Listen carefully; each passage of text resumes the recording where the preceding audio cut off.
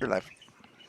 Welcome to Slow News Day Live. can't My hear name is Steve Poikinen. I am here in beautiful Boulder Creek, California, and I am very, very pleased to bring to the live show this morning what I imagine will be a stellar, lively, and swear word free conversation with two of my favorite human beings, Craig Pasta Jardula from the Convo Couch and Alex from Red Star Radio.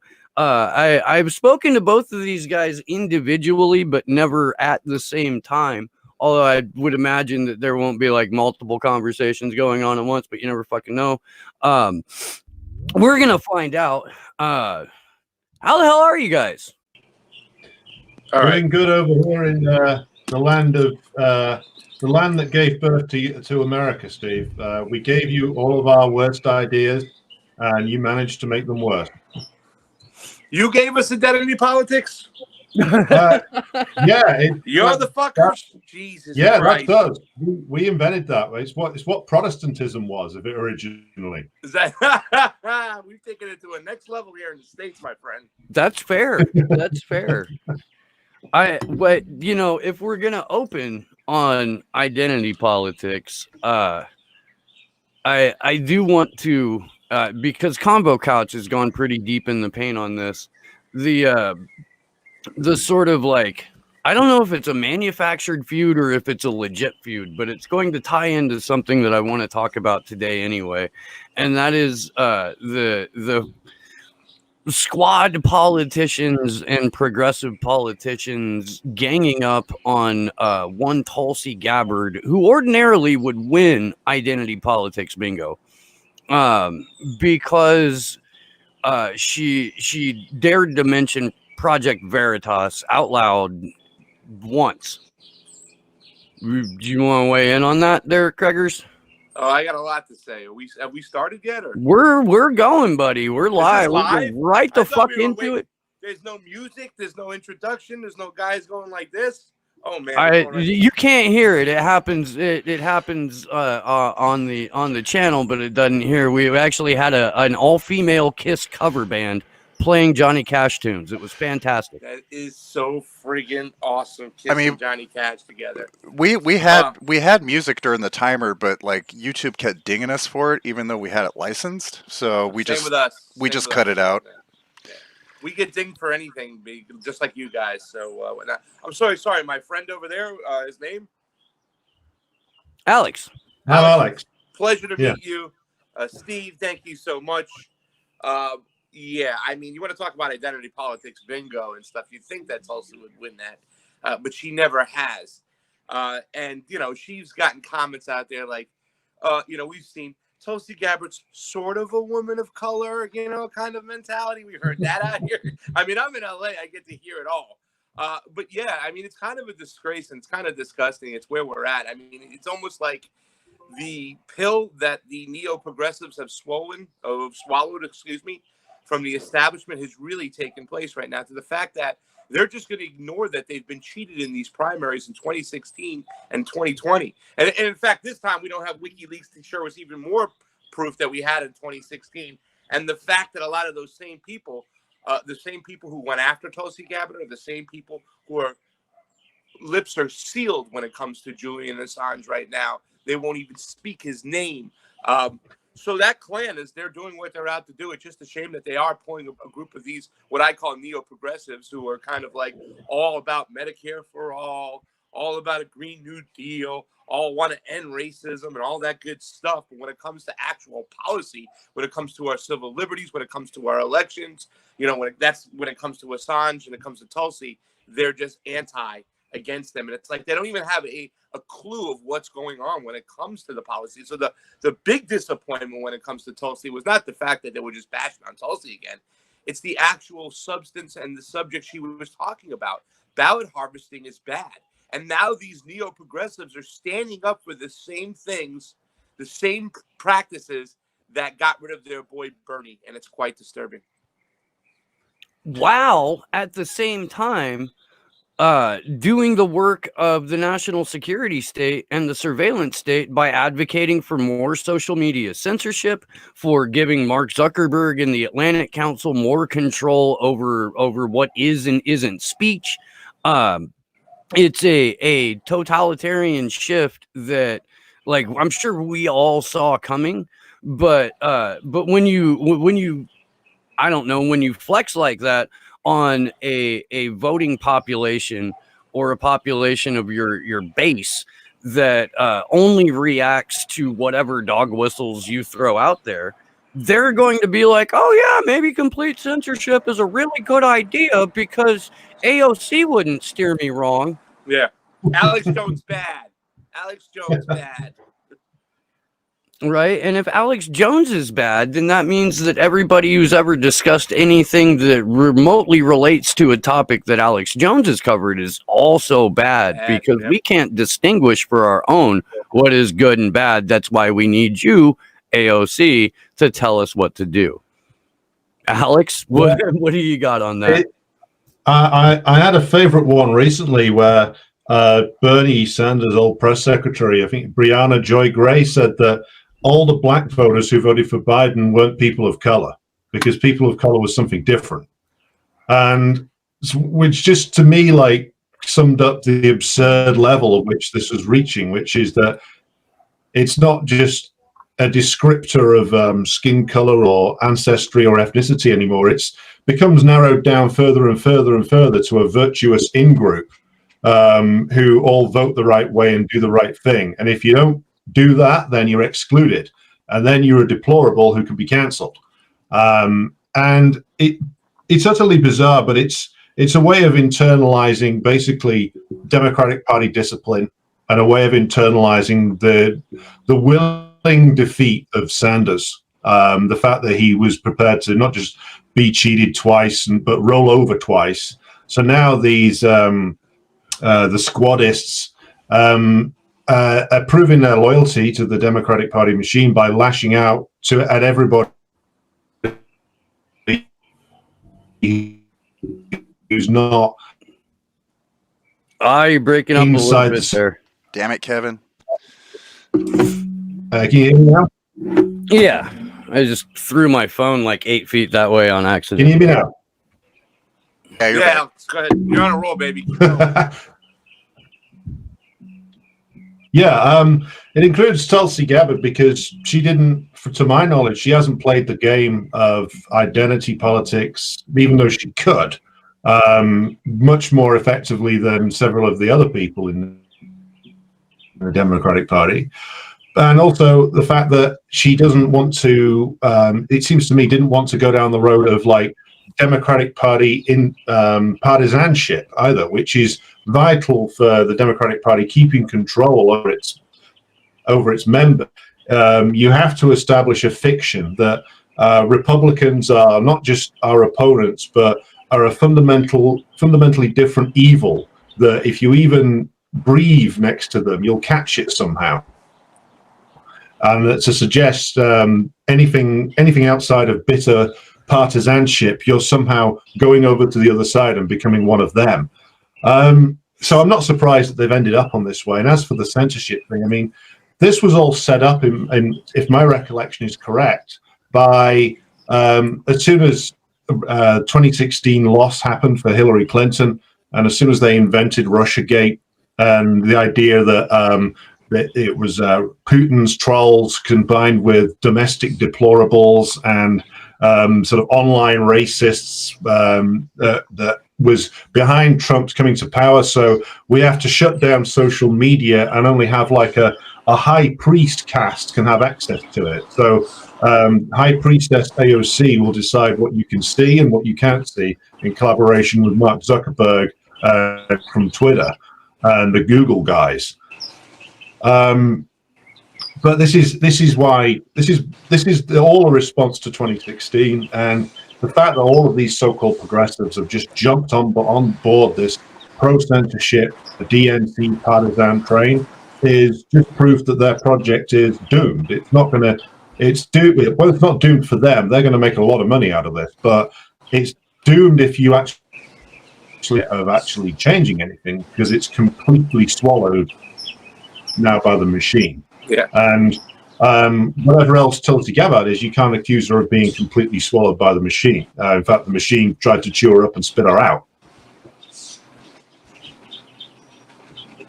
No, that's fair. I'm trying to give Pasta an opportunity to respond here, because you lads are just getting to know each other. So, I mean, whatever that gentleman just said right over there, Mr. Alex, sir, wow, you hit it on the nose on so many different levels, you know, especially the pro-censorship part that they've all bought into. And it's kind of crazy, because it just reminds me of during this whole campaign for the last year, anytime I would talk about our civil liberties, and I would mention the fact that, hey, man, they've come for Alex Jones. This is bad. They'll be coming for you. I was told that's Trump talk, and that you're just spitting out right-wing talking points and stuff. And believe it or not, you know, I mean, it's scary, the poll that AOC is getting now. I know several people who were kind of holding the line, who refused to go over and vote for Biden. But when AOC made her little speech saying, oh, you know, she presented this false, you know, these two false choices, that if you're either voting for democracy or you're voting for, you know, fascism, that kind of mentality. And a lot of people have taken the bait when it comes to that.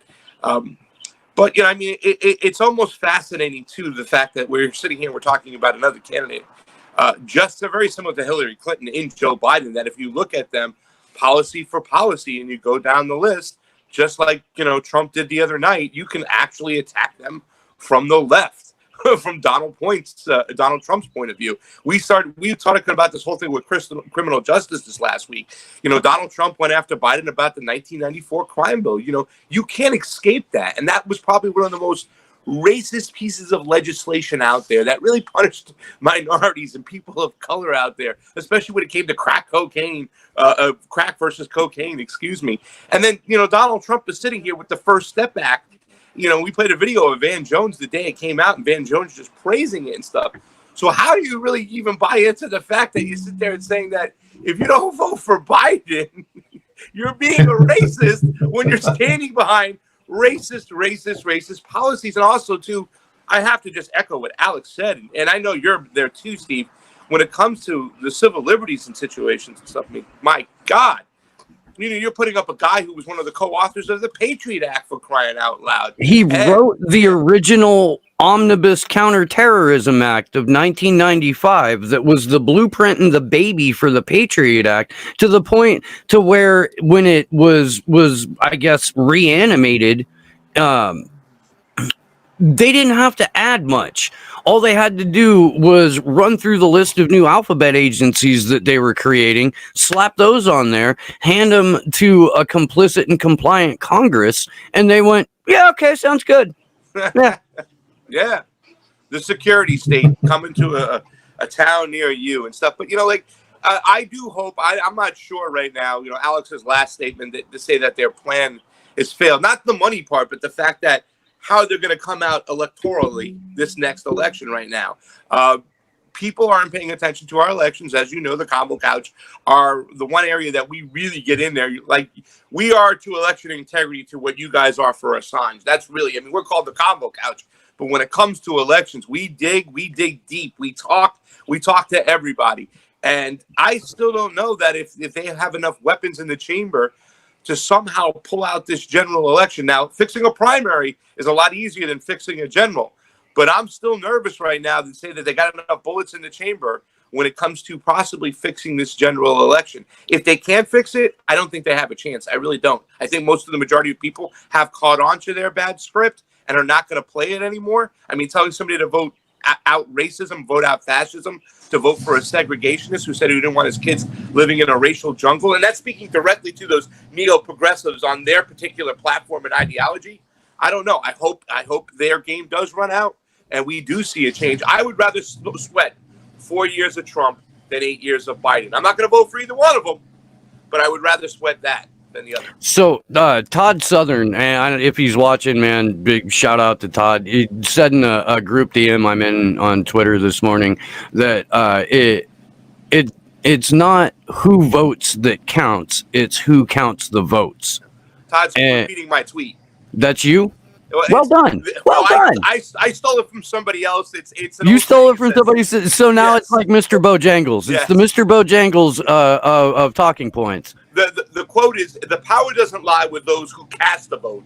The power lies with those who count the vote. So you got to look at you got to look at governorships. You got to look at who's the respective secretaries of state here in California. As long as Alex Padilla is Secretary of State, we are never having a fucking legitimate election. And more to that point, and to the point about sweating 4 years of Trump versus 8 years of President Kamala Harris, because there's no fucking way Biden makes it past like day one. And that's from when they announced the election, not from when they sworn in. Hedges said Biden is far worse than Trump. Trump inherited the system that Biden built. He was the architect. And there's really there's no fucking walking away from that without twisting yourself into a just I don't know, instead of putting bread into a pretzel, it would be like bullshit, lies, and hubris. So if you could have a hubris pretzel, that's what you would have to twist yourself into in order to believe that any length of Biden and Harris's a covert fascism is a better track than Trump's overt fascism. Yeah.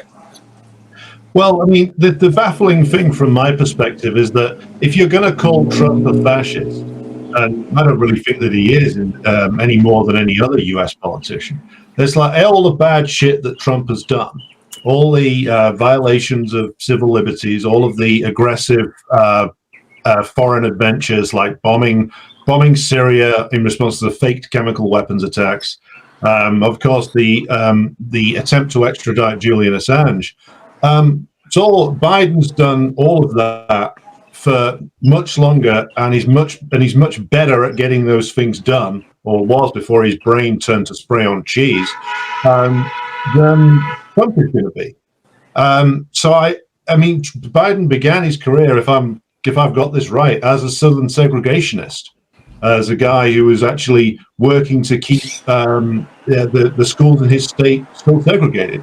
Yeah. And then he runs with Kamala, the woman who called him a segregationist on the debate stage, and then said later, "Oh well, it's just a debate. We don't mean it."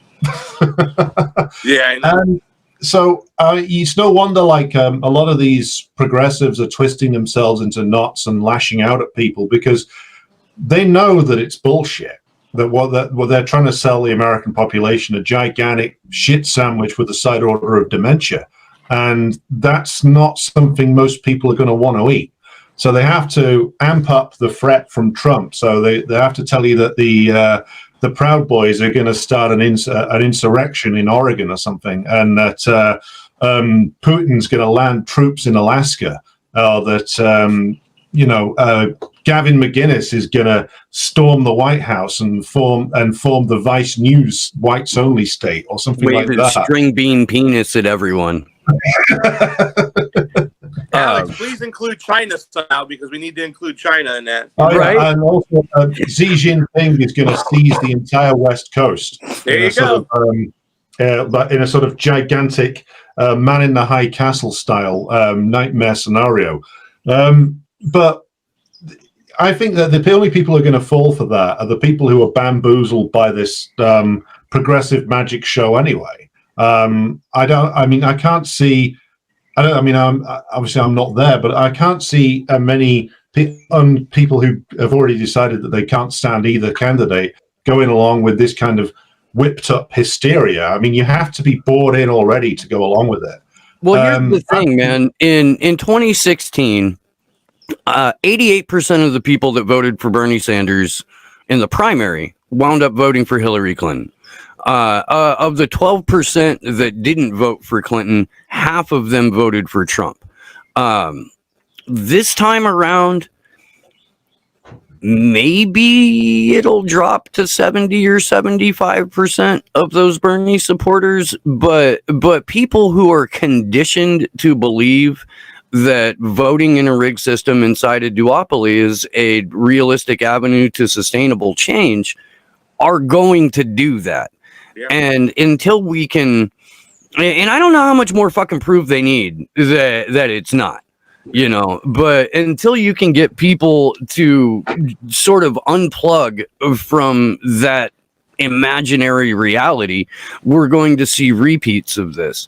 And while we're kind of on that subject, I wanted to bring something up because I mentioned it in somebody's Twitter thread today about people need to finally fucking realize that you can't decouple foreign and domestic policy.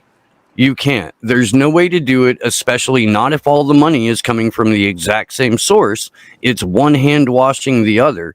And until we can look at policy as an entity instead of, well, there's these two separate but equal things,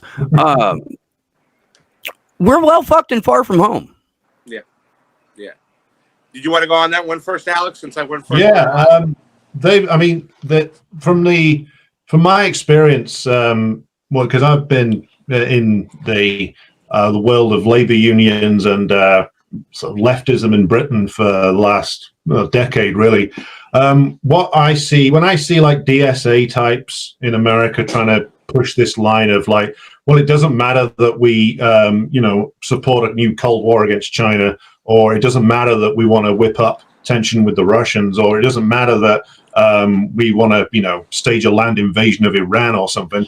What they're doing is they're basing that on our terrible politics of the past, i.e. Britain, France, Italy, Germany, which is that the social democracy in these countries, like Labour Party, French socialists, etc., all supported colonialism all the way through the 20th century up until, well, now, really, on the grounds that they would use the resources we ripped off the rest of the world for to fund domestic reform projects. That was their theory, and it was a disgusting theory then. And ultimately, it failed because what it did was, by trying to run the imperial state on behalf of capitalism, you just ended up fundamentally turning on your own voting base of working class people when those in charge demanded cuts to pay, cuts to public sector spending, more money for wars and less money for anybody else. And what's happened is that the idiots in charge of like American Leftland, which is the worst theme park in the world, they've taken all of our bad ideas that completely failed and landed us with Margaret Thatcher in Britain. They've taken all of that and they've said, let's build a whole party based around that idea. The idea that we're gonna administer the American empire better than the imperialists can, and then we might get some healthcare out of it. And AOC can be the first woman president to launch a rainbow flag painted cruise missile at an Afghan wedding party, which would be a great moment for everybody. Yeah. So again, it's like these are all ideas that we've seen they've been tried here. We've had a live lab test. It's all failed, and yet these idiots over in the United States think that they can somehow do better what we failed at. Yep. It reminds me of those green bombs that Elizabeth Warren was talking about. You can send some of those green bombs to those Afghan weddings that Obama used to like to attack with his drones. That's coming from a Native American woman, Pastor, so you've got to respect it. You know what? You have to. At one point, she was the only woman of color, that was electable, supposedly, in that race. The memes were great, too, with the hair and everything when Elizabeth Warren was out there. It really is funny, though, Steve, because, we often have a lot of conversations. We talk about this. But I remember when Ben Norton was on the show, on the Combo Couch, and what he said to me was it was so great. He goes, yeah, well, for some reason, the progressives, they don't care about foreign policy because obviously they live in a different world than we do. You know what I'm saying? And to these people who are on the left that are so much about Medicare for all and a Green New Deal and ending racism that have no idea what's going on foreign policy wise. What can be more racist than going around and dropping bombs on indigenous people of color all over the world? What? What is more racist than that? I don't know. So, I mean, it is a tricky thing. It is a slippery slope. The media's got everything under control where they don't constantly really push a lot of foreign policy ideas. Instead, they keep you, up to date on what's going on with Stormy Daniels or the last Trump grab him in the pussy thing, or what's it been this time, Matt? I have no idea. I lose track of their bullshit stories. But it really is a shame, the fact that they're still not there. And that's the upsetting thing. With a lot of people, the ex-burners like myself who eventually went to Tulsi, they thought it was just all about Tulsi. It was all about Tulsi. No, it's the policies. It's about protecting our civil liberties. It's about having clean elections. And for God darnishness, it's about paying attention to foreign policy, about our imperialistic ways. And the fact that we never have money for anything, but always have money for that. I mean, at what point are these people going to open up and wake up? And I don't know if it's coming, because they're still playing the same game, and people still don't care about foreign policy. They still don't care about their civil liberties. Well, that's one of Obama's most genius legacies, which was that he managed to take all the wars that the Bush administration had waged, make them worse, extend them, but he did it in a way that didn't directly impact on most Americans' lives, I don't think. So I remember one of the reasons why everybody was up in arms about the Iraq war, certainly in Britain, was because, well, we've only got a small army. It wouldn't take much for, to go wrong for the old draft system to come back, even though they wouldn't want to do that. So there was an idea of some risk. Obama made all the wars so remote and by drone and remote control that it removed it from people's minds. So you can walk around quite happily behind a veil of ignorance now, not knowing that Britain and the United States are blowing up half a continent on a daily fucking basis. Or in our case, we're training right now the Saudi Air Force who are destroying Yemen. And you try and get any of the parliamentarians here to pay any attention to that, and there's about one person in 600 odd MPs who will say anything about it, because, you don't want to go against the empire. So Corbyn was the only politician who did, and he destroyed himself in the end. But if I start on that, we'll be here for about 3 days.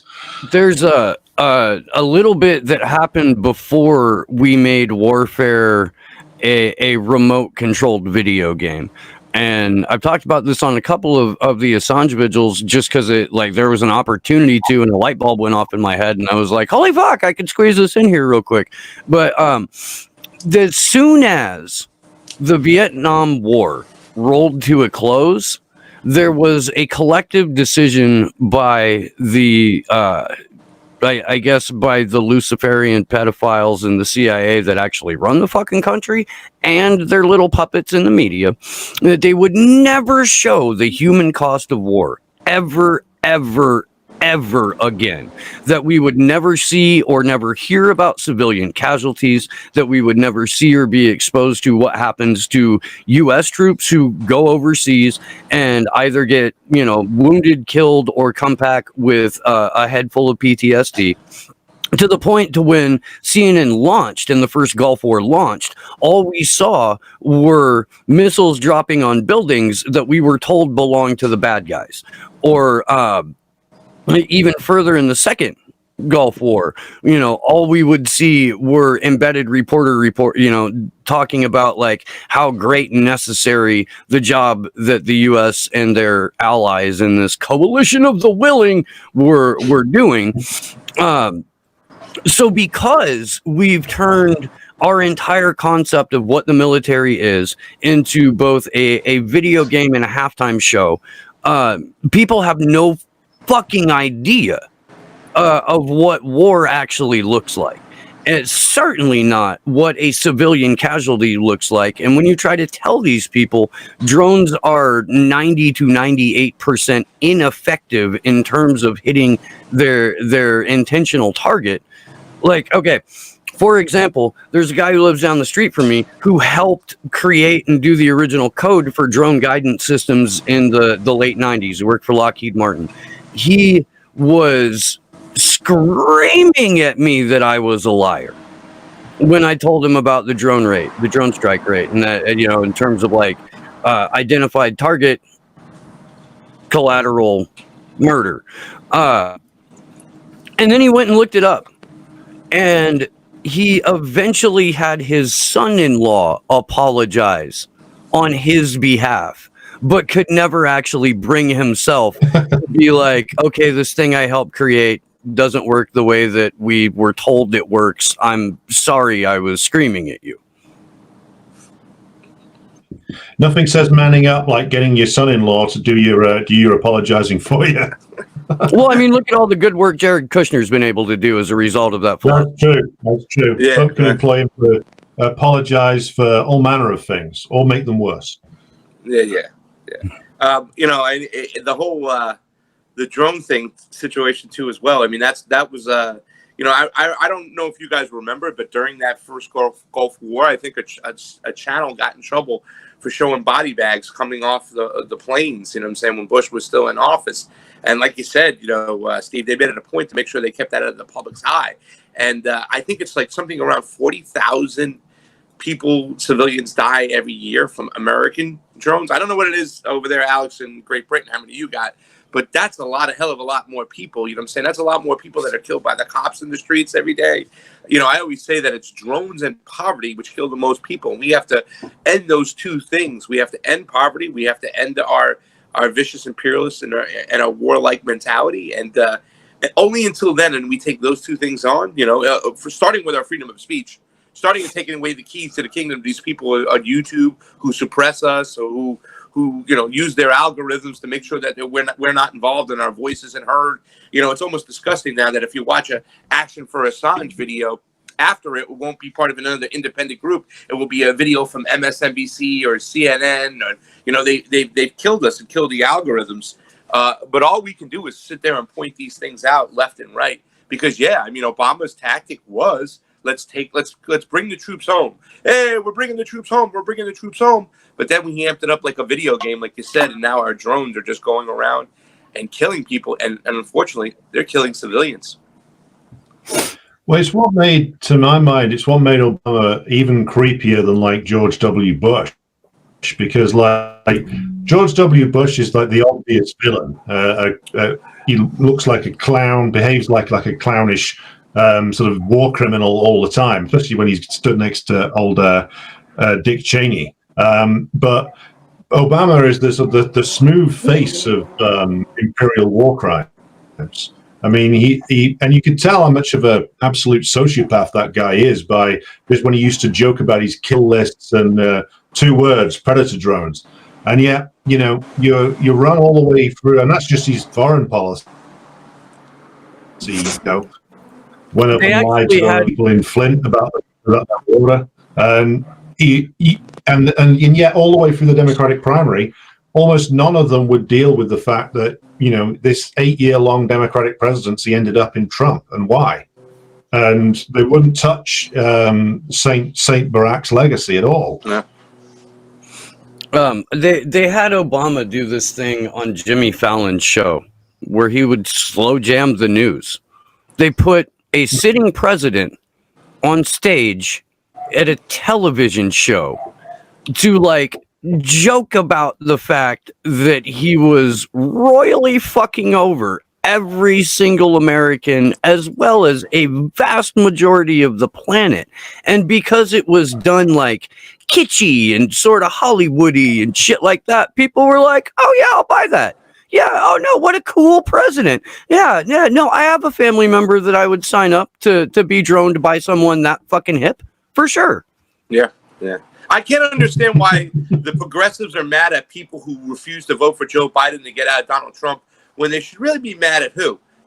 Barack Obama, who got on the phone and worked the phones and got the guy who was in second place to drop out for the guy who was in fifth place. Now, first of all, if that doesn't scream election fraud or election rigging going on, something's going on right now.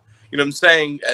I still don't believe that Joe Biden got the votes in California the way he came out. I mean, he was pre-polling at 7%, 8%. He never came to California for any of the conventions, but yet election day, and I know all those people were not waiting online for Joe Biden.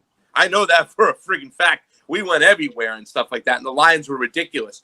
I think they had something planned ahead of time. But why aren't people even mad at the fact that Barack Obama did that?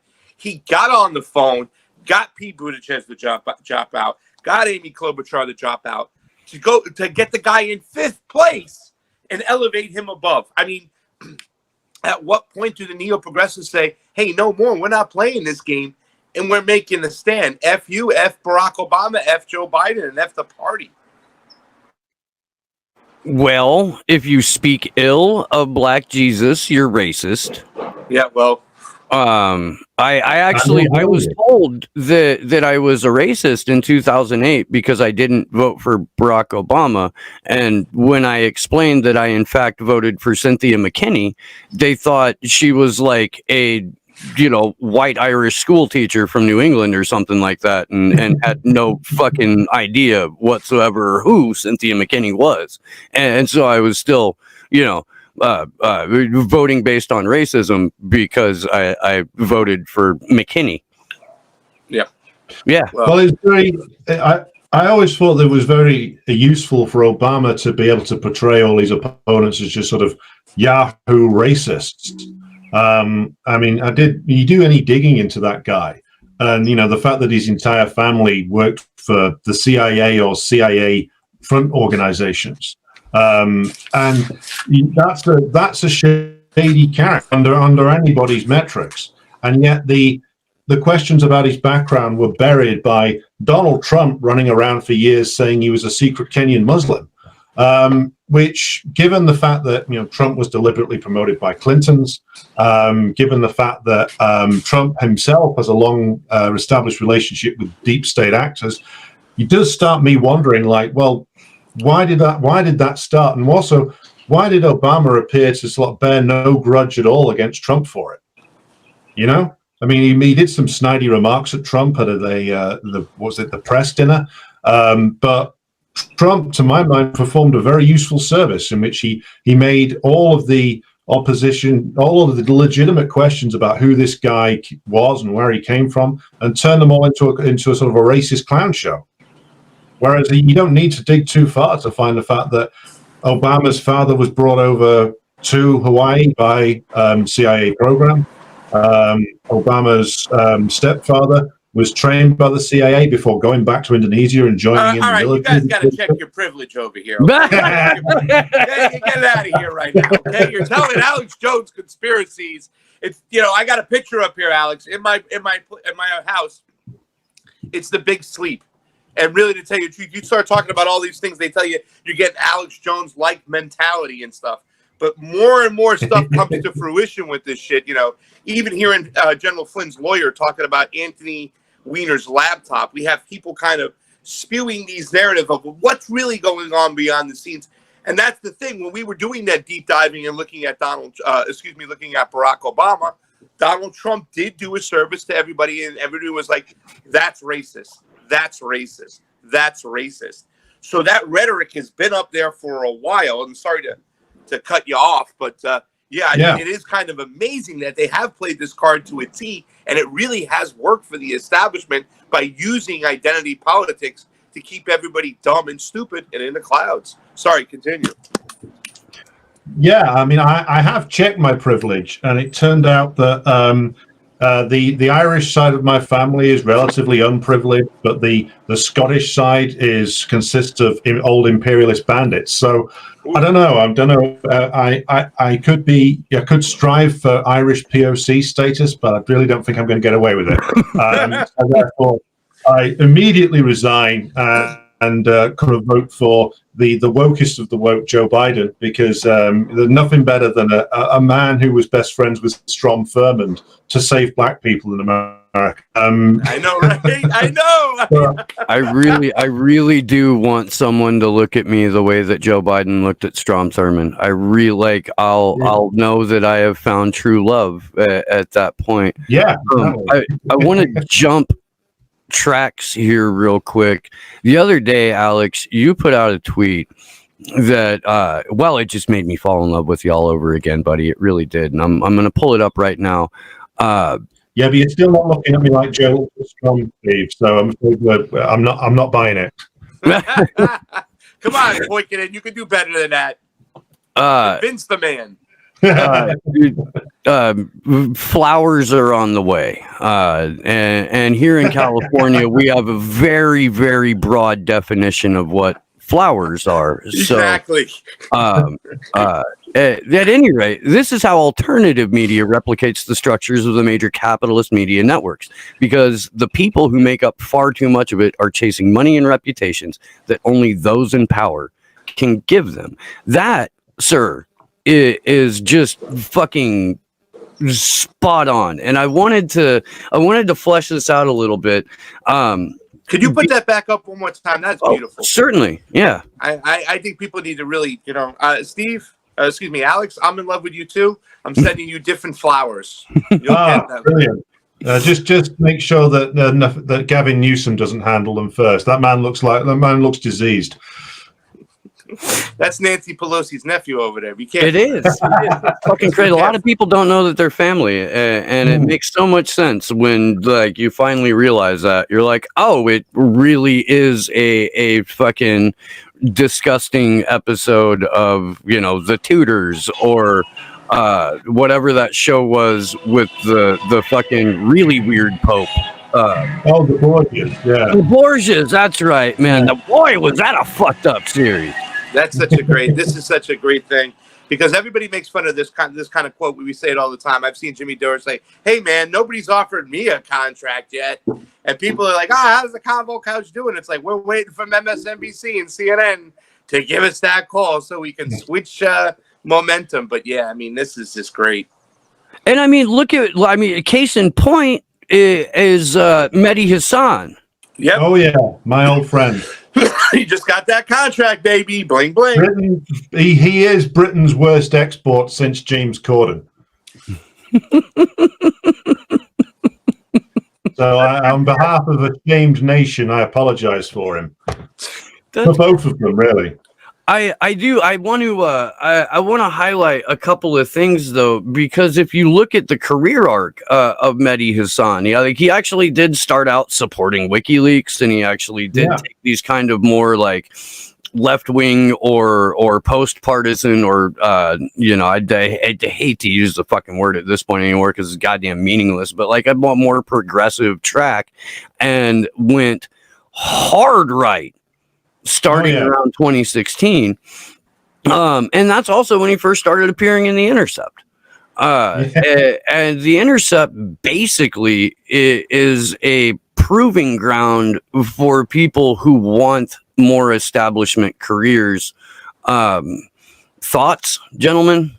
Well, I mean, go ahead. I was going to just say that when it comes go ahead, buddy. It was Mehdi that actually prompted me to write that, because he was on Twitter celebrating his promotion. So I just replied to him saying, well, I guess all that DNC talking point peddling has finally paid off. Congratulations. And also, who else is he on that new show over at NBC with? Sam Cedar, our old friend. Another guy who peddled Russiagate relentlessly for, 4 years now. 4 years. Along with TYT. Along with nobody's favorite LA-based Turkish man, Mr. Cenk Uygur. What prompted me to write it was the fact that it's so, because getting up the ladder in the corporate media now is becoming more and more brutally competitive and more difficult. So-called progressive media is an on-ramp and basically an interview reel for it. Now, Mehdi Hassan, he starts off in the New Statesman over here over 10 years ago now. He did a live event, which is still on YouTube, with Julian Assange, talking about how WikiLeaks has revolutionized journalism and how we should all support it. And then it's the right-wing turn came round about, you could see it becoming more obvious about during the time of the Libyan war, when he immediately supported the bombing and invasion of Libya. And then he supports the bombing and invasion of Syria. And then when we start getting into the later years, he supported the smear against Corbyn that Corbyn was an anti-Semite. And that's when I knew, oh yeah, this guy is greasing his way up the greasiest of poles. And then, of course, he goes and works for The Intercept, which has the branding of a sort of radical journalistic operation. but he's actually run by a shady oligarch with CIA connections. It's a way of like laundering CIA talking points, basically. So I'm not surprised he's ended up in his natural home of MSNBC with Sam Cedar so they can launch another round of Russiagate together. But yeah, he's case in point. There's a myriad of others, though, who haven't quite made it yet, like your David Pacman's, your, what's his name, Mike Figueroa. Mike Figueroa and David Dole. Yeah, those guys. Well, you can't forget Tom Hartman's Padawan, and that's Kyle Kalinske. Kalinski's further, like, I mean, he's obviously he's fishing in some waters right now. I'm not crazy about, but I think Kalinski's still further away than those other ones that he just mentioned when it comes to David Dole and Pacman. Those guys they're on the doorstep. In my opinion, Kalinske is auditioning to be the first male co-host of The View. It's going to take a lot to move me from that position. It really is. Fiorella is there too as well. She was never like ever really amazed or amused by him. So I can't say that I haven't seen this coming somewhat or heard it. You know what I'm saying? But it is a shame when you talk about The Intercept because Jeremy Skago, he was the first one to really bring Blackwater to the public's eyes. And Glenn Greenwald still does some of the best freaking work out there. Is still rocking it on The Intercept. I know he's got some issues too as well, but it is a shame. But the smugness in which Mehdi Hassan, I still remember the video, one of my favorite videos with Muhammad Marandi, and he's sitting there and honestly saying to Muhammad Marandi, and I love the way Marandi got it, and I don't know if he's really convincing people or telling people what they want to hear, who want to hate Iran, who want to think Iran is the bad guy. It says, well, if Iran has so many problems, why don't they just spend money at home? Why are they spending so much money abroad? Not like they had a choice to fight off all these radical groups that will be on their doorsteps that will probably cost them 5 times as much to get rid of if they let it go unchecked right now. And I'm happy that Muhammad Marandi put him in his place, but you could see that coming with these particular type of people, and the dangers that they really pose is the fact that they're still bringing sensationalist-minded people who like them over to that dark side, who start spewing their bullshit and continue it over and over and over again. And that is the danger of this independent media that we have going on, that a lot of us in our genre will be bought off and bring those people with them. I mean, the Young Turks, they've been awful. They've been Russiagate spewing since they got that check from Jeffrey Katzenberg. I mean, they've been awful when they joined the Clinton clan, but they still have a decent amount of followers regurgitating and repeating their bullshit. TYT literally got paid to mention Julian Assange once. Our own Mean Panda gave them a super chat and was like, will you please we gotta look into it. We gotta look into it. Yeah. And then they finally did their report, and in their report they had the fucking unmitigated gall to be like, and it's a shame that other media outlets aren't covering this. Yeah, right. Yeah. You got bullied into doing one clip, and you found a way to make it a little Russiagate-y anyway, and then chastised the fucking your colleagues for what? Not being like intimidated into covering the biggest press freedom trial in our fucking lifetimes, you miserable fucks. Yeah, and their attitude about it. What we have to look into it. Like we have to look into it. It's like saying, "Oh, I heard the sun is hot. Well, we're gonna have to look into that. I heard Alex's head is bald. Well, we're gonna have to look into that." You know what I'm saying? Like, what the hell do you have to look into, ladies and gentlemen? It's a shame the way everybody. And that's the thing, along with Jared Beck in the 2016 lawsuit case against the Democratic Party, the DNC WikiLeaks handed us over all this juicy information, but yet it's still ignored. It's still pushed away, and not the Squad, not Bernie, none of the progressives will mention his friggin' name. Which is why I have him on the show, by the way. Like that's why Jared's a repeat guest. That's why Jared's, somebody that talk to on a fairly regular basis, just off camera, just because he's a fucking incredibly interesting guy, and his wife scares the shit out of me, which is always fun. Same.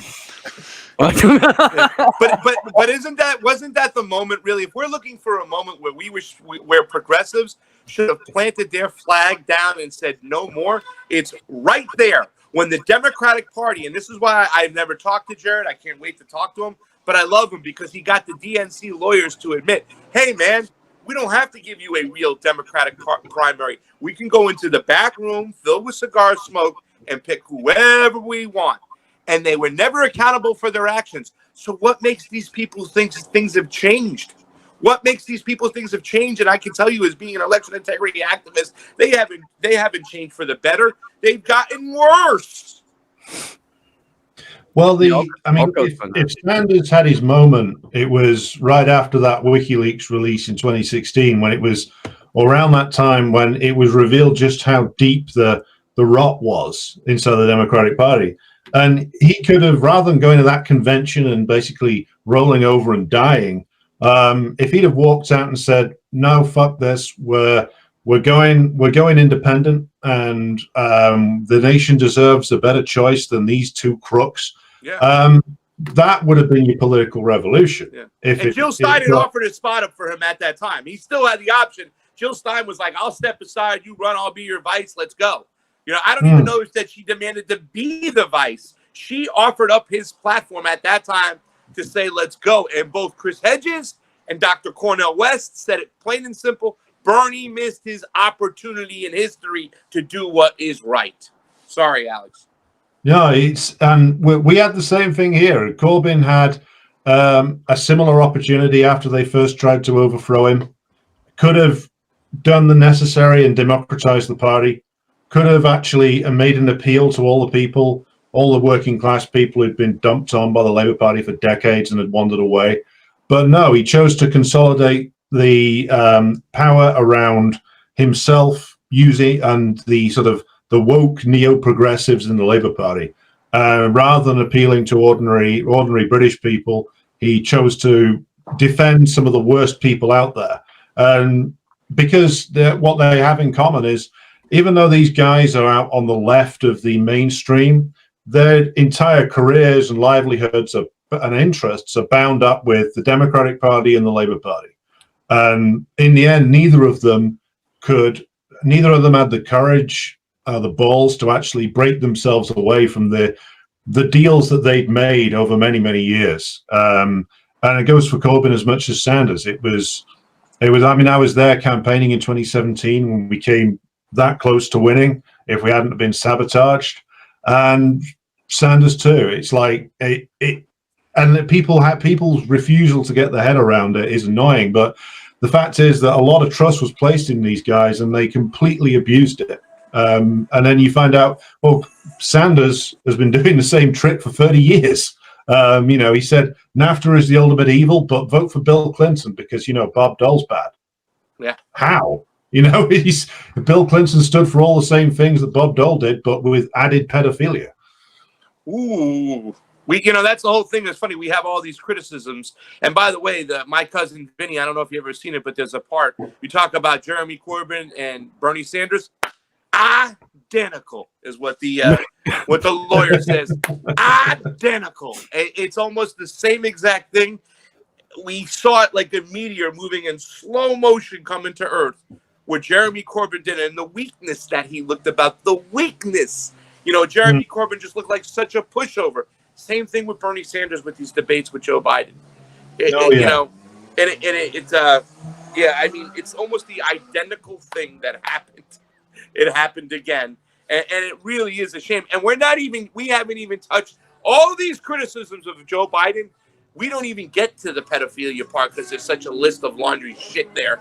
And when you try to talk about these things to a lot of these neo-progressives or these establishment-like type of people, they don't want to hear it. They say, oh, that's not true. Oh, the Burisma stuff, that's not true. Because why? Because Joe Biden says they found nothing there, and then the mainstream media does nothing to go into it. Does nothing. My son's just a very talented guy. The foreign oil companies want to hire him. Cocaine gives you a lot of energy. and It's fuck. So I saw somebody put up a picture of the Saturday Night Live cast from like the early 1980s, and I took one look at it, and it gave me a fucking cocaine drip just by looking at it. Just I could feel it right in the back of my throat. I'm like, hi, motherfuckers, right here. I don't know how much time you guys have. I don't. We've been going about an hour, and I've still got stuff that I want to get to and talk about. I got another 20 minutes or so, Steve. So. Yeah, let's go. I Okay. just wanted a coffee refill, but can I go grab one real quick? Oh, absolutely. Yeah, no, this is fucking campfire style, homie. Like you could get it, you gotta take a leak or something, get up and do your thing, man. Yeah, but I don't want to miss it. Should I bring the camera into the bathroom with me real quick? I would prefer you not, but you know, I'll leave it right here. I'll be right back. I'm certainly not going to tell you what to do with your own camera. So we found out, God, was it yesterday? It may have been yesterday. That Tulsi Gabbard and Thomas Massey have introduced a couple of different pieces of legislation.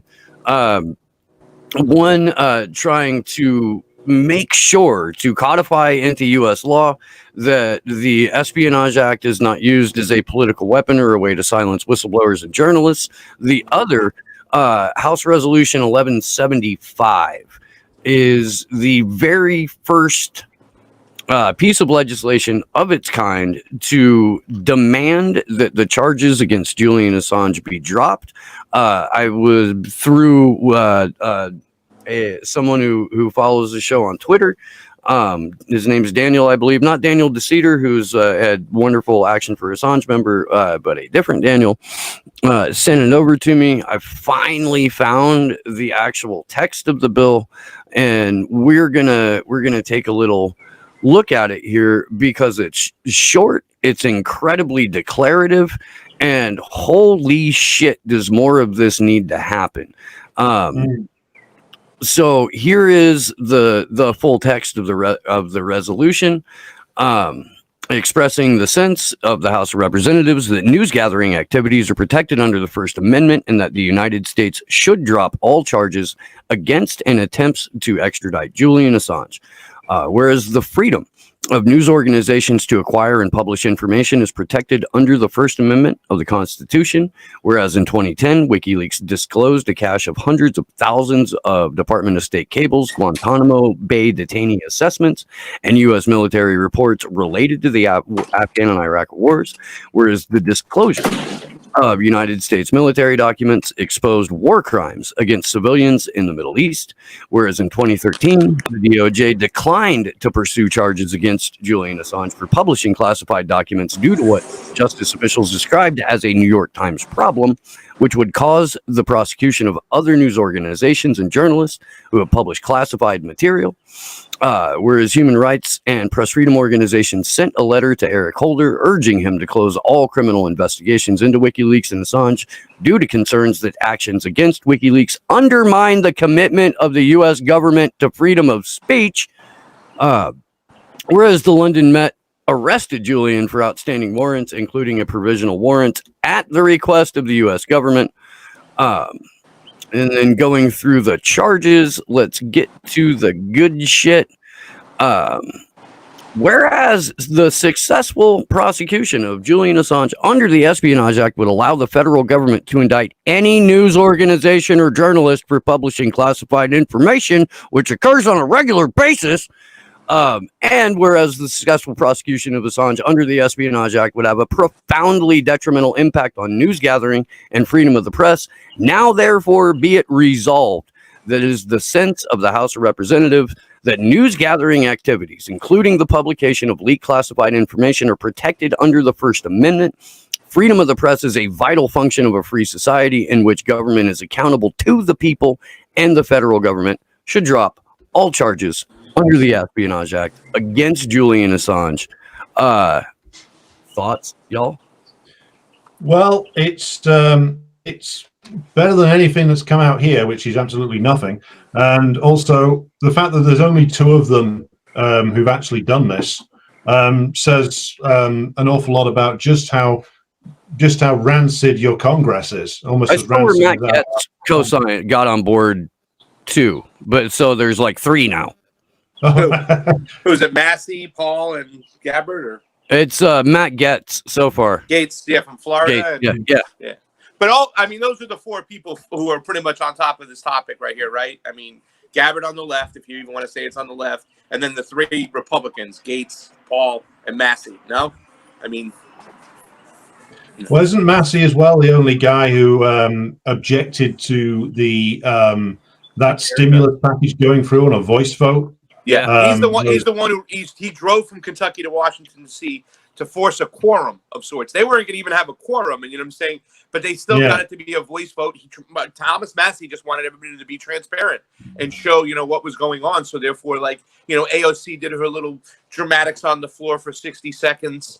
And then, nobody gets to go on record for a vote. And if it wasn't for Thomas Massey, we wouldn't even had that little shindig shit of argumentation on the floor to see where everybody stood. I watched that thing. That was 5 hours of my life gone. And I'll never get it back. But yeah, I mean, Massey, Paul, Gates, and Gabbard. And what does that say? That the only Democrat is one that's a disavowed Democrat, the one who's being ostracized and banished from the party. She's about, she's got a walking shoes. She's about to be done. And the other three are Republicans. Hello? Yeah, well, it's no surprise when you look at the subject areas covered by Tulsi Gabbard in her campaign that she was disavowed so quickly. I mean, the thing that really seems to have sent the Democrats over the edge is the visit she did to Syria, because the ripping the lid off that festering wound really just reveals the sheer moral vacuity at the heart of both Britain and the United States. We spent 20 years telling everybody to be afraid of the Islamic terrorist bad guy hiding under your bed, and then turns out we employ him. Yeah, it's funny that. Arm him to the teeth. Yeah, arm to the teeth, send them in, and now they're Erdogan's foreign legion over in Armenia and Azerbaijan.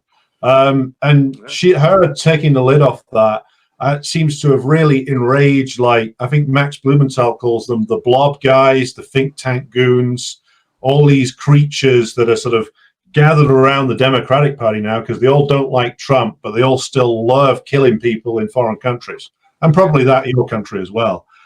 So her being hammered with every bit of disinformation that she was with just shows that, all you need to do is be honest about one of the wars, and that's enough to get you disavowed and pushed out. So it's a shame that she didn't go further, but it was no surprise considering the amount of lies that were being told about her 24/7. And also, again, by our non-friends in our problematic friends in independent media, they all joined in, TYT, Mike Figroll, all the others, all joined in with the smears, and it's all because she pulled the lid off something that the U.S. government really didn't want anybody to look into. Yeah, and they used the identity and the gender and the racial issues and stuff that were just, so just over fabricated. You know what I'm saying? Like when it comes to Figueiredo, I think a lot had to do with her past as far as the mainstream media using it, her anti-gay smears of sorts they're trying to refer to when she was 18 years old in a conservative family, and it's just sickening because we're sitting here, we're talking about Julian Assange. It's not being mentioned in the mainstream. And then you also mentioned Azerbaijan and Armenia, and it's not even seen on the mainstream media. It's just selective propaganda they put up, they push, and this mountain that Julian Assange has to climb, and the absence of the progressives out here to show up and stand up for free press, free speech, whatnot. They're just oblivious to it. It's beyond scary.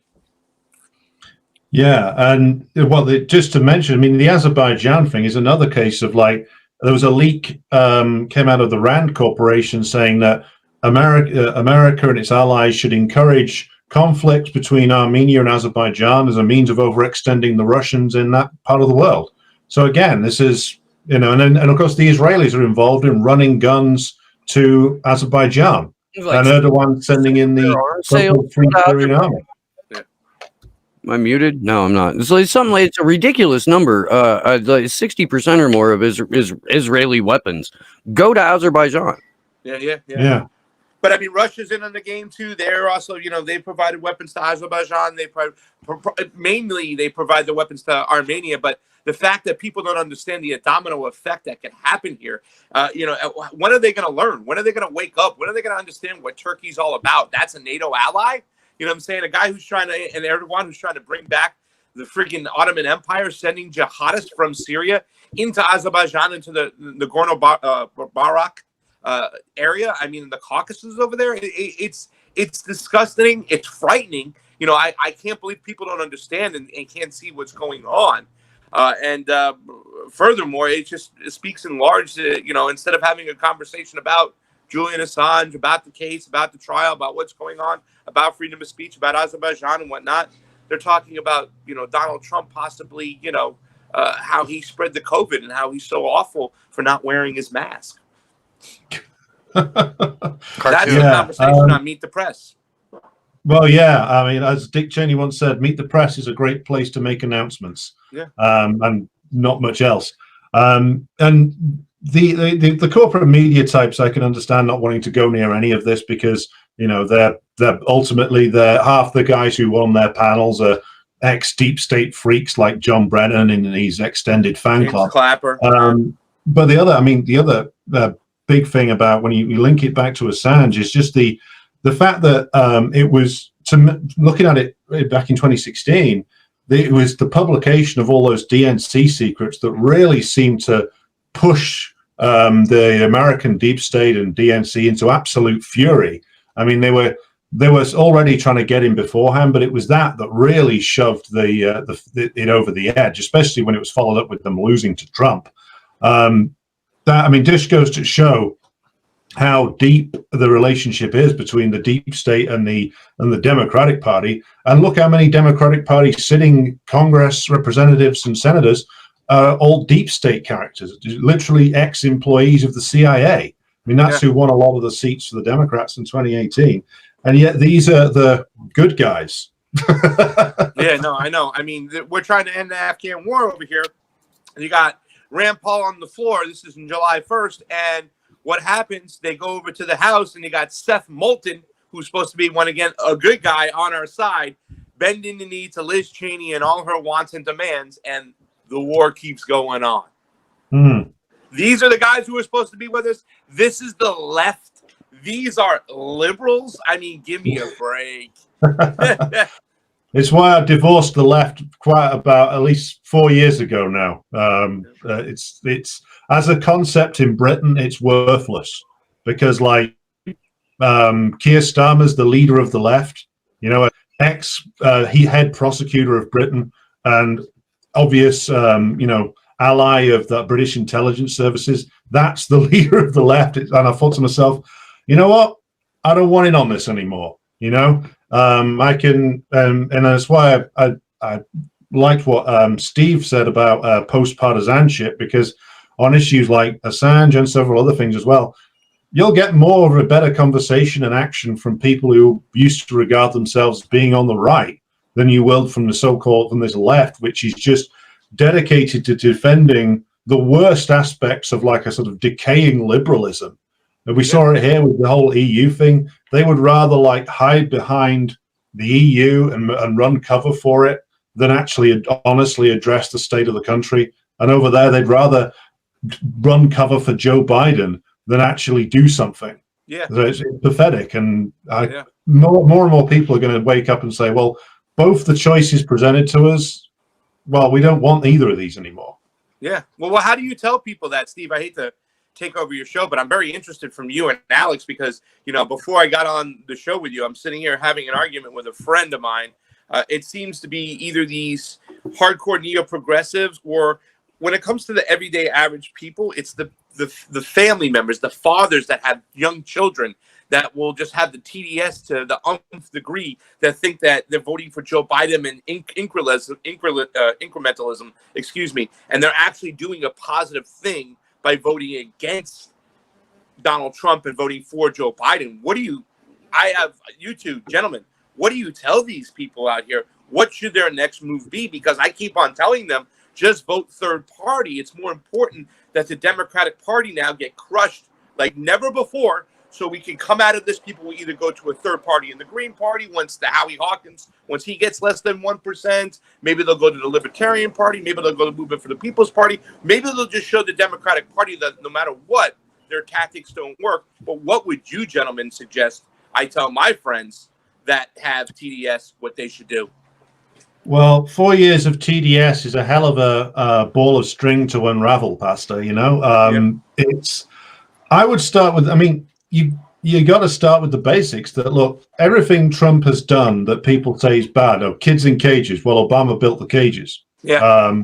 A belligerent foreign policy. Well, Trump just says out loud what Bush and Obama did, slightly more quietly. Yeah. The policing problem. Well, Obama and many U.S. presidents have been in power since the police got militarized. Same here as well. Many British prime ministers. Yep. Obama gave them those weapons from Iraq. He sold them. Yeah. It was Obama himself when he brought all the troops home. He also brought the weapons home. And here goes the police force in America getting amped up. Yeah. So all the shit that they say is bad about Trump. Well, Biden has done all of it, and for longer, and he's better at it. Yeah. So I don't see how you can possibly say that. And then people just come back and say, but Trump said this. And it's like, well, Trump says loads of crazy shit every day. He probably forgets it in 10 minutes. The more scary character is like someone like, not Biden because he's just gone, but that vicious, empty blouse, Kamala Harris, who is just somebody who is just dedicated to accumulating power and will therefore do whatever the deep state wants. She's going to be way worse than Trump. She could even be way worse than Pence. I know. That woman's a vicious psychotic. Without a doubt. I mean, in terms of the election, I think that it's a losing battle at the moment to try and get people to realize what's going on. I think it's going to take the Democrats losing to Trump or Biden getting in and being just as awful as he looks like he's going to be. I don't think you guys are going to have a win out of this one, except that maybe lay some groundwork with people, because to my mind, just looking at it online, you respond to like a tweet from MSNBC saying, oh yeah, but Biden's done all this. You get like 50 crazed you Trump sympathists from California screaming that you're a fascist. Yeah, I know. You're a Trump sympathist. Yeah. Man, this is right, because when I'm able to talk to people like in real time in person, who will vocalize like, this can't possibly be the best the country has to offer, can it? Like, these are just absolutely terrible candidates, and it's only because I don't want Trump's fascism that I have to vote for Joe Biden. And so I will tell them, like, yeah, it'll be great when we replace Goldman Sachs at Treasury with Goldman Sachs at Treasury. Exactly. It'll be fantastic when we replace a board member from Northrop Grumman at defense with a board member from Halliburton at defense. Yeah. It's going to be just a joyous occasion when Bill Barr is replaced by Bill Barr's cousin. Like, this is where we're at, there's a continuity of government that's been in place since September 11th. And anybody with eyeballs can see that. If you can get people to understand that Donald Trump is a caretaker of George H.W. Bush's most homicidal fantasies, if you can like take away the specter of Donald Trump and just look at his policies, they're boilerplate everyday GOP platform policies. There's nothing unique about them. And if you can make Trump the man less of a cartoonish monster and just get them to focus on what has been done legislatively, it's a little bit easier to have those conversations. But that's the fucking hard part, is to get people to, disconnect from everything that they're told about Donald Trump and to actually just look at what's occurred. And if you can do that, then you can point by point compare to what Joe Biden has done and what he has promised to do, which is ramp up the war in Iran, which is ramp up escalations throughout the rest of the Middle East, which is start another Cold War with Russia, which is continue the fucking coup in Venezuela, continuing the destabilization of Central and South America through either a series of economic hitmen or destabilization campaigns, sanctions, what have you. And when they're finally like, oh, we're fucked, huh? Well, yeah, this is why you need to shut down polling stations instead of line up outside of them in order to cast your ballot for a fucking sociopath. Like, I'm ready at this point. I am ready to organize to block every fucking polling station in the country. No, you don't get a vote until we get some fucking agency. Well, I think there's something to be said for mass boycotts of useless elections. I mean, it's been used by people in like Southern American nations and Southeast Asian nations. If all the oligarchy is presenting you with is two different bags of shit with smiley faces drawn on them, then it's the obligation, even under old liberal philosophical theories, it's the right of the population to rebel if the elite has run out of control. And that's all the way back to the days of the ancient Rome. People understood that. And right now in Britain and the United States, we've got elites that have completely run out of control. They have nothing to do. They have no stake in the continuing the good health of the population. So, withdraw your consent. I think that's a good phrase that I would use. Yeah, I think the most effective thing to happen when we come out of this is that Biden just gets the floor wiped with him by Trump, like Trump wipes the floor with him.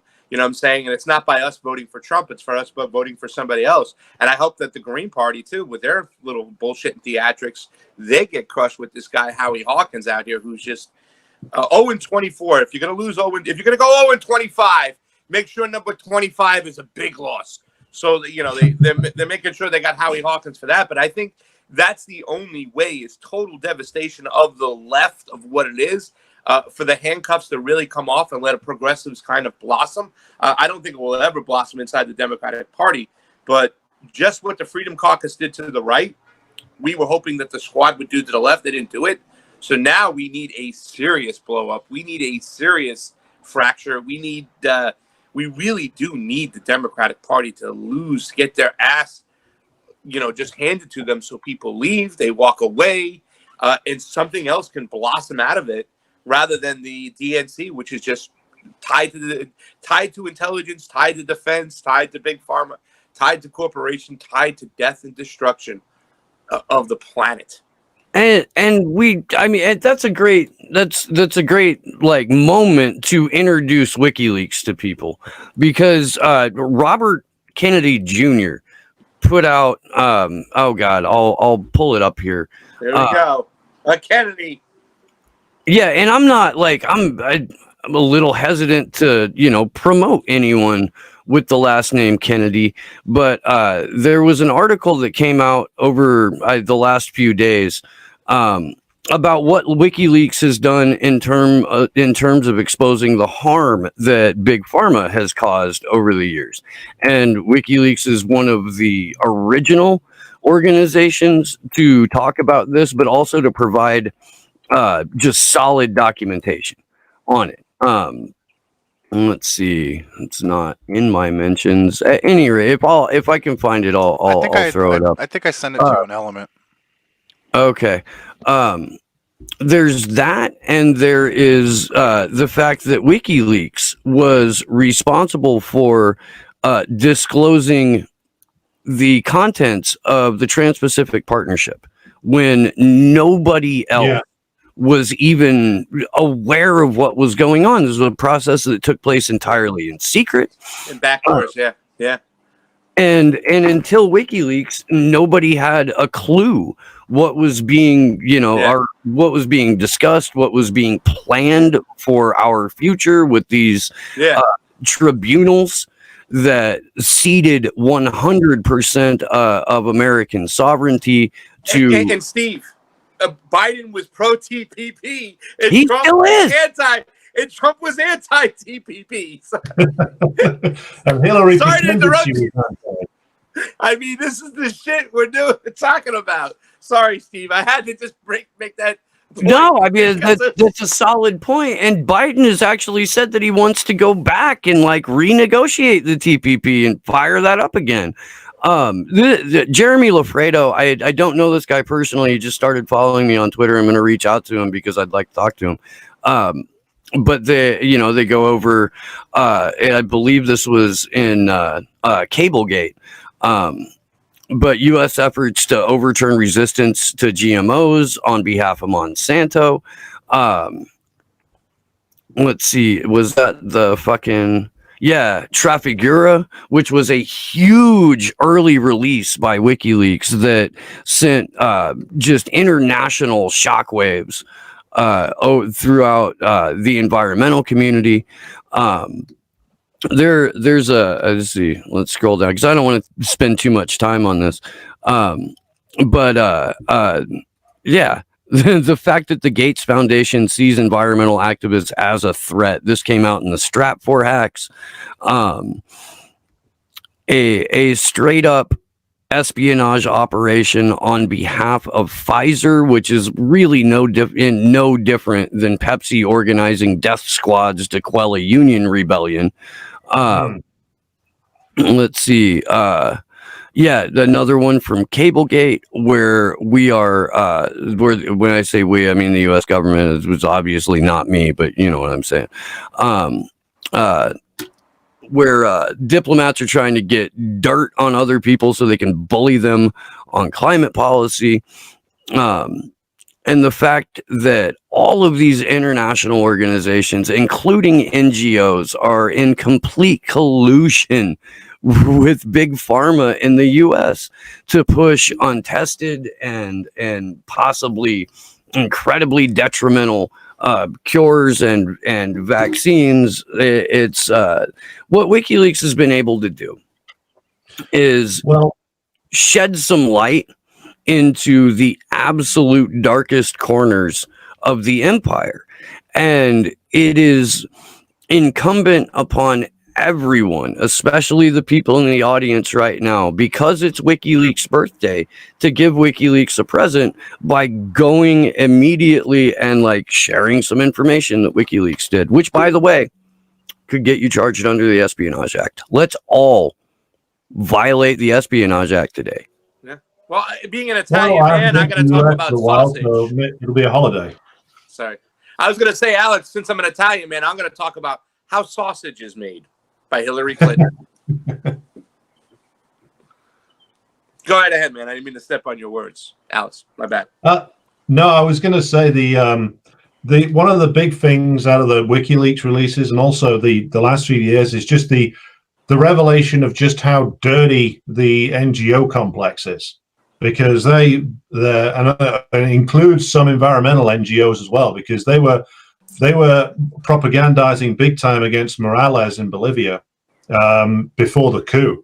And we know now not just USAID and others, but they're like working through like Oxfam and the bigger NGOs like that. These organizations are intimately bound up with imperialism now, and also you can look at the influence that Gates exercises over pharmaceuticals. I mean, which is incredible considering he's a guy whose fortune was built on, ripping off other people's ideas in the computer business. And now he's like some authority on vaccinations. It's bizarre, but that's the NGO role now, with a lot of big money behind it. Yeah. I mean, the NED, the National Endowment for Democracy, is anything but. And it's crazy, too, because when you start talking about these things and that, what the left is ignoring, people on the left ignoring WikiLeaks, whatnot, they don't even understand the NGO business. The NED, when it comes to the Hong Kong Decency and Freedom Act, the NED is all over the advisory board, but yet you got progressives like Ro Khanna and squad members like Ayanna Pressley. They're co-sponsored on these bills. So, I mean, it's just a complete freaking hoodwink of the left right now. What's going on from head to toe, where WikiLeaks provided us all this information. And yet, you know, the left, the progressives, the neo-progressives, they're just being ignorant to it all. And it's a shame that they concentrate on what Donald Trump says rather than what these NGOs have been doing. If anybody is interested in learning more about the nonprofit industrial complex or the NGO complex, check out Corey Morningstar's work. She's some incredible research over the last several years, just bringing these bastards to account. And until we realize that, you know, Sunrise Movement, which our own Robbie Yeager has done such incredible work exposing, or the overarching structure of Extinction Rebellion, or 530.org, Naomi Klein's fucking just piece of shit fucking psyop, basically. Until you understand what they're up to, on paper, it sounds like it's great and it's something that you want to support. No, yeah, of course I want a better planet. Of course I would like a sustainable future. And wait, what do you mean? You mean the same people that destroyed the planet are going to hold the rest of it hostage and ransom it back to us in bits and pieces, or else they'll fucking slit its throat in front of us? Maybe we should think about this for a second. The way it's downplayed is kind of disgusting too. I mean, the way it's downplayed about George Soros, about how dangerous this man is and stuff. Then we just now learned not too long ago that, you know, George Soros was in constant contact with Victoria Nuland, and Victoria Nuland was the one who got the thumbs up from Joe Biden on the regime, to go ahead with the Western regime change in Ukraine on the Maidan, where innocent people died, and they funded actual fascists in the Azov battalion. So, I mean, the fact is that people can't connect the dots with these things. It's really, really disturbing, because there's been uber amounts of evidence of guys like Soros who use media to trick people and to propagandize their freaking regime change.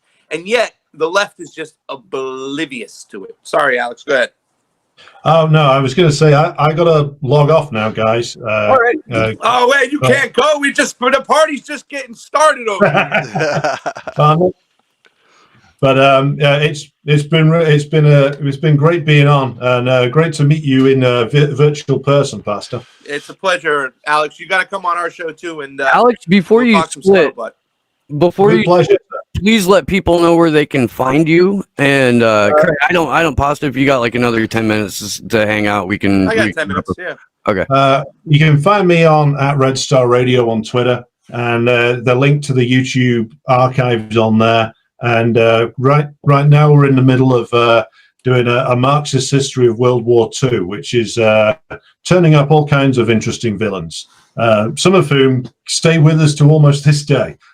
So have a look at that. And juicy. Thanks to Steve and Josh, and thanks to Pastor for a great discussion today. See you, Alex. Thank you, Alex. Take care, Alex. Yeah. Always great to spend some time with you. George. I really enjoy every single minute of conversation I've had with that guy. Dude, he's awesome. He's got to come on our show too as well. Thank you so much, and thank you for having me on. It's been far too long, man. I think it was right before we went to DC back in February, the last time you were on the show. Yeah, but we're going to have you guys on Tuesday at 6 o'clock, I believe, right? Action for Assange, to get our audience up to date on what's going on in that situation. And it would have to be 5 o'clock because the vigil starts at 6. All right, so we'll do you at 5 Pacific time, ladies and gentlemen. So that's an announcement right there. We can do that. And I just want to say thank you to you guys, everybody who's been out there on that Action for Assange team, you and Andrew and Taylor and the work she's doing, and even Comrade Misty, and her tweets are amazing. And I mean, you guys have just been, and thank you to Sleepy Josh, behind there running the 1s and 2s like we have Johnny and stuff. It's so important, the work you guys are doing, and you guys should be celebrated for really taking on this issue and bringing it to light. I saw Dick Medhurst the other day, Richard Medhurst. I call him Dick Medhurst, my boy over there, him talking too as well. And thank you for you guys for being the leaders and talking, because you guys started this whole thing, and it's not a juicy subject for a lot of people to jump onto. It's kind of nuanced and boring to some people. But you guys kept on talking, kept on putting that news out there, kept on putting out that information, and you've done us a lot of justice. So thank you to Action from Assange for doing what you guys have been doing. I appreciate that, man. I ran the math on just the camera time, just the live streams that Action for Assange did, starting the Saturday before September 7th, which was the first round or the second round of this bullshit rendition hearing, through the close of the hearing. We were on camera reporting for 62 hours and 37 minutes from September 5th through September 29th. Or no, maybe October 1st. But yeah, I mean, it was a ridiculous, and that's just camera time. Like, that has nothing to do with pre-production. It has nothing to do with any of the research or any of the scheduling or any of the meetings that we did or any of the time that we put into the actions that we did while we were in DC. Just every single fucking day, trying to put out as much content as we could. We were the only people crazy enough to try and live stream during the hearing, and we had we just had the live tweets to go off because we didn't have the cloud video platform, and we could have gone to prison for 5 years for sharing the cloud video platform. Yeah. So I did huge thanks to Kevin Gastola, who joined us pretty much every day for that, to add even more clarity, because he was on the cloud video feed. So was Mohammed El-Mazi. Big Mo joined us for a little bit. Kathy Vogan, who produces Consortium News Live, who had access to the platform, popped in. Joe Loria did a little drive-by. Joe Loria is awesome. Joe was trying to backseat drive the interview that I was having with Kathy's, but you didn't answer the question that he asked about your rambling, and you need. It was fucking hysterical. Joe Loria, I'm hoping that in the very near future there's a crossover episode with Action for Assange and Consortium News Live. Individually, they've all been on the vigil, but never all at the same time. So, I mean, sometimes I feel like we're hitting ourselves in the head. I mean, the thing you're talking about, the thing we're talking about, I hope down the road they write about us, that we did the right things, that you were talking about Assange when nobody was, we were talking about elections when nobody was. And, I really just hope that people catch on to it. I hope they open their eyes to what's going on with Action for Assange and what you guys are trying to get out there. Just like when it comes to the elections and what we do, what we want to do, these are the most important foundations that you need if you want to get Medicare for all, if you're just compassionate about getting people health care, if you're compassionate about something like a Green New Deal or just legislation that's going to be good for the environment. You can't put the cart before the horse. You got to make sure that our freedom of speech, our freedom of press is in place, and that we have fair elections, and then you can get those things you want. But the fact that the left has ignored these things, that they've ignored what you had to do and what we had to do. We've talked about this before, Steve.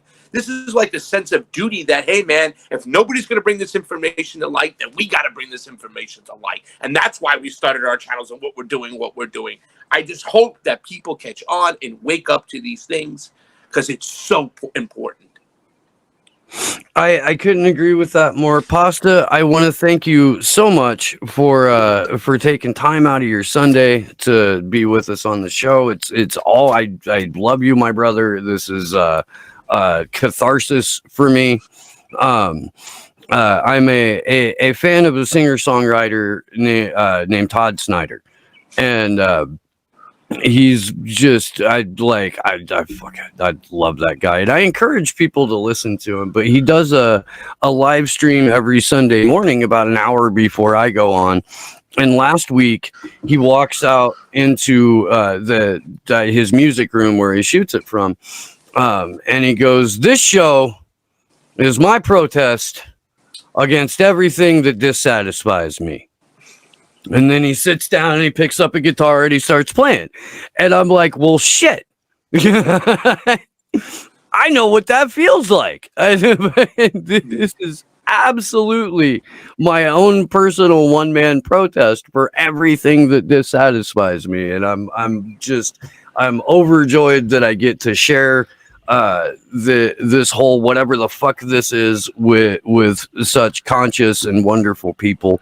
Craig Pasta Jardula, Convo Couch, please let people know where they can find you and what you're up to. They can find us on the Convo Couch. We have a YouTube. We have a Rockfin, very important, ROKFIN. I think that's kind of important for Action for Assange and the Convo Couch because they don't censor our words. They don't demonetize us, and they give their content creators their fair due, their fair shake. But you can give us more help by going over to Rockfin and signing up.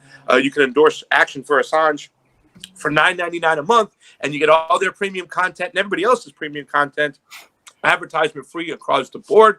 The thing we want to look out for most is that we're less than a month away from Election Day, and we're in the final stages of putting together and solidifying our Election Day show. As you know, we like to cover those things and do those things. We're going to really, it looks like we're going to up it up for Election Day, and I'm going to reach out to you, Steve, and see when you guys can come on and get a word in. But it looks like no matter what, we'll be doing a sun up to sundown coverage of Election Day across the country, tuning into all our friends, all our people we know in different states to give you up to the date. I know this election might not be the juiciest for many, but there's some small races out there we can pay attention to, and we're going to cover the fall or the rise of, I don't know how you want to look at it, on November 3rd on the Convo Couch. So join us then, our YouTube and our Rockfin, and we'll have a good time. All right, and this show currently, right now, at this very moment, is live streaming on Rockfin. Awesome. I got a lot of respect for those guys and what they've been able to do with their platform. I wish they would make live streaming a little bit more content creator friendly, but you know, well, they got to give a super Ray, right? We're waiting for that. Like, you know, yeah. The tokens of Ray, we have a super chat, which is the majority of the money we make on YouTube because we don't get any advertisement money because our content is not suitable for advertising. So the fact that we have a relationship with our audience and they give us some love also through our Patreon is the only way we can make a few dollars to concentrate on our business here and there. But we're still a long ways away. Yeah, I hope Rockfin gets up to that point where they can give us a couple super Ray. I couldn't agree more, man. That's fucking. I'll go holler at Jamie right now. Please don't. I have no pull. Goddamn super Ray. I have no pull with him whatsoever. Well, that's going to do it for this particular episode. Please be here next week. The return of Reverend Annie Chambers and Ian Schlackman and the introduction of a new co-host here on Slow News Day. I think that everyone will be very pleased with that. I'm not. You got to find out, buddy. You got to find out. Yes, yeah. All right. I'm keeping that shit under the hat that I'm not wearing for this one. But this particular individual is known to you. I'll leave it at that. And you can probably squeeze it out of me when I'm not on the air. Gotcha. But until then, I will most likely and hopefully see you Tuesday for the Free Assange Vigil. And yeah, man, the Reverend Annie episodes are so fucking wonderful. I love that woman dearly. So make sure that you're here for that. And we'll see you soon. Good luck to us all.